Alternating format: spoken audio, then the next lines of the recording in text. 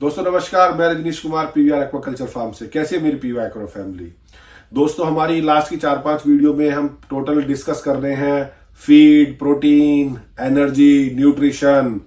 दोस्तों ये बहुत ही इंपॉर्टेंट चैप्टर है क्योंकि पूरा एक्वाकल्चर की तकरीबन 65% कॉस्ट इस वाले कंपोनेंट पे आके टिकती है। और हमारी जितनी वाटर बॉडीज है अभी वो सब की सब है ना, हम कह सकते हैं लो यूटिलाइज या लेस यूटिलाइज्ड है, क्योंकि हम है ना काफी सारियों में कि एक्सेप्ट इंटेंसिव फार्मिंग हम वो नेचुरल फूड पे ही या बहुत ही कम क्वांटिटी में आपके कार्बोहाइड्रेट या थोड़ी बहुत प्रोटीन देके मछलियों का प्रोडक्शन कर रही है हमारी कंट्री। लेकिन जैसे जैसे अगर हमारा कंजप्शन बढ़ेगा या बढ़ भी रहा है हमारा कंजप्शन, क्योंकि प्रोटीन अभी हमारी कंट्री की हालत ये कह सकते हैं प्रोटीन डेफिसिट है, फूड डेफिसिट नहीं है।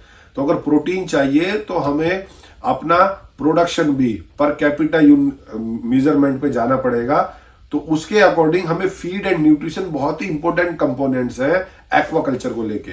उस एक्वाकल्चर को सस्टेनेबल बनाने में, मल न्यूट्रिशन की प्रॉब्लम को देश से खत्म करने में, तो हमें ये दोनों चीजें फीड और उसका न्यूट्रिशन कंपोजिशन पकड़ के रखना पड़ेगा।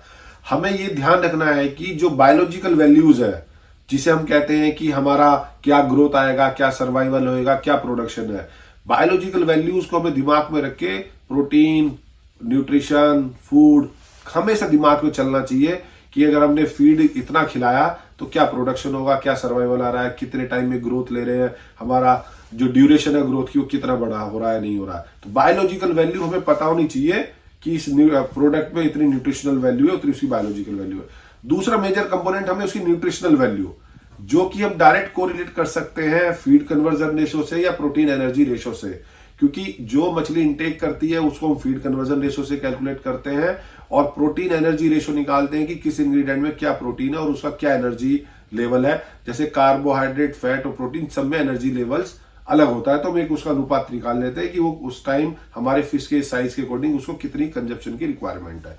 ये दोनों ही बड़े इंपॉर्टेंट वैल्यू है। तीसरा मेजर इकोनॉमिकल वैल्यू, जिसमें बात करें प्रॉफिट लॉस की। अब जो बंदा जहां पे मछली का पालन कर रहा है और उसके लोकल एरिया में कोई इंग्रेडिएंट मास में जनरेट हो रहा है या मास में प्रोड्यूस हो रहा है, तो उसको वो यूज करना चाहिए अपनी कॉस्ट ऑप्टिमाइज करने के लिए। लेकिन ऐसा भी नहीं करना चाहिए कि वो असंतुलन, अनबैलेंस फीड बना ले कंपेरेटिवली टू बैलेंस फीड या संपूर्ण पूरक आहार के चक्कर में कि केवल कॉस्ट देखता रहे।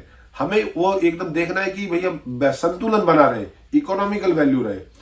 दूसरा हमें पॉइंट ये भी देखना चाहिए कि जो हम प्रोडक्ट बना रहे हैं क्वालिटी प्रोडक्ट है नहीं है, क्योंकि आप अपने फिनिश प्रोडक्ट के फिलेट भी बनाते हैं, आप उसे एक्सपोर्ट भी कर सकते हैं, कुछ वैल्यू एड भी सर्विस कर सकते हैं।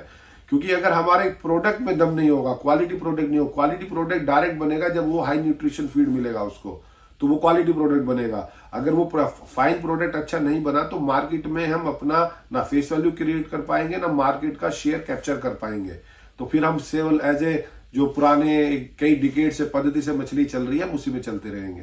तो अब हमें ये टाइम आ रहा है, या ये कहें कि ये जो योजना है हमारी पीएमएसवाई, ये हमारी पूरी योजना प्रोडक्शन फोकस को लेके है।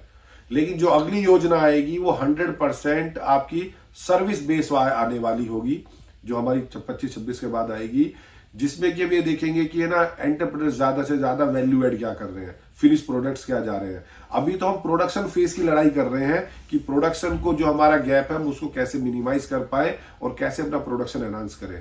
तो इस केस के लिए हमें अपने क्वालिटी, प्रोडक्ट क्वालिटी पे बड़ा फोकस करना पड़ेगा। और हमें लास्ट में ये देखना पड़ेगा कि हमारे हेल्थ बेनिफिट्स क्या है कंज्यूमर्स को। भाई हमारा एंड प्रोडक्ट तो एक मेरा कंज्यूमर खा रहा है ना, उसको हेल्थ बेनिफिट्स क्या मिल रहे हैं, हमें इस पे बड़ा फोकस करना पड़ेगा। तो हमें इन 5 चीजों पे, फीड न्यूट्रिशन किस लिए इंपॉर्टेंट है, biological, nutritional, economical, product quality और हेल्थ कॉन्शियस, ये चारों का 5 चीजें हमने पकड़ के रखी तो हम अपने एक्वाकल्चर को सस्टेनेबल बनाएंगे। सस्टेनेबल सिंपल मीनिंग कि जो चले, लॉन्ग रन में चले, जिससे कि हमारा भी इंडिविजुअल भी बेनिफिट हो, नेचर का भी बेनिफिट हो, कम्युनिटी का भी बेनिफिट हो। क्योंकि मेन आप जो कोई भी फार्मिंग करते हैं वो आपकी कम्युनिटी ओरिएंटेड होनी चाहिए। जब आप कम्युनिटी को अपलिफ्ट करेंगे तो आप ऑटोमेटिकली अपलिफ्ट हो जाएंगे। बने रहे अपने पीवीआर एक्वा यूट्यूब चैनल पर और जानते रहे फिश फार्मिंग से रिलेटेड बातें। धन्यवाद।